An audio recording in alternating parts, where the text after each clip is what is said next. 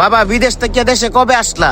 এই তো কাকা 1 মাসের ছুটি পাইছি, আর আমার কাছেও কিছু টাকা ছিল, তাই দেরি না করে দেশে চলে আসলাম। ও আচ্ছা, তোমার বাইরে তো কয়েকদিন আগে জমিন রেস্টোরি করে দিলাম। তুমি কি জমিন হাতি কিনবা না?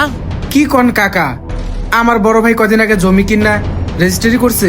ও এইবার তাহলে বিশ্বাস হলো, রবিউল ভাই তো তাহলে মিথ্যা কথা বলে নাই, সত্যি কথাই বলছে। আচ্ছা কাকা, হ্যাঁ আমি কিছু টাকা পয়সা আনছি, তবে যদি জমিপাতি আমি কিনি আপনাকে জানাবো, আপনি যান। আচ্ছা বাবা। আচ্ছা, সবই তো তুই শুনতে পারলি, এখন আর তুই কি বলতে চাস?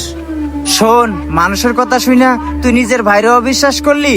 বাবা মরে যাওয়ার পরে তুই তো বিদেশ চলে গেলি, মানতাছি তুই বিদেশ থেকে টাকা পয়সা পাঠাইছ। এই পুরা সংসারের দায়িত্বটা তো আমারই দেখাশোনা করতে হয়েছে। এখন তুই কার কাছে কি শুনা এসে বড় বড় লেকচার মারতাছ? মানছি তোর টাকাতে জমি কিনা আমি আমার নামে লিখে নিয়েছি, আমি তো অন্য কারো নামে লিখে নিনি, তোর ভাইয়ের নামেই তো লিখে নিস। তুই তো বিদেশ গিয়ে বড় কিছু একটা করে খেতে পারবি, আমার তো দেশে কিছু একটা করে খেতে হবে। শোন ভাই, আমি মানতেছি পরিবারটা তোর মাথার উপর দিয়ে গেছে, কিন্তু যেই সময় আমার পড়ালেখা করার কথা ছিল, অথচ সেই সময়টাই আমি বিদেশের মাটিতে কাটাই দিছি। আমরা প্রবাসীরা সব থেকে বেশি কষ্ট পাই নিজের পরিবার থেকে। আর তুই কি বললি? আমার লাইফ সেটেল ভাই, তাই বলে তুই আমার পাঠানো টাকা দিয়ে জায়গা কিনা নিজের নামে লেখা নিবি? আর আমি সেই তোদের কথা চিন্তা করে, ফ্যামিলির কথা চিন্তা করে বিদেশের মাটিতে 10টা বছর কাটাই আসলাম, কিন্তু তুই আমার সেই মায়ের পেটের ভাই হয়ে আমার বুকে ছুরি মারলি। যাই হোক, নিজের নামে সবকিছু লিখে নিয়েছিস, ভালোই হয়েছে। আমি তোর জন্য দোয়া করি তুই জীবনে আরো অনেক বড় কিছু কর।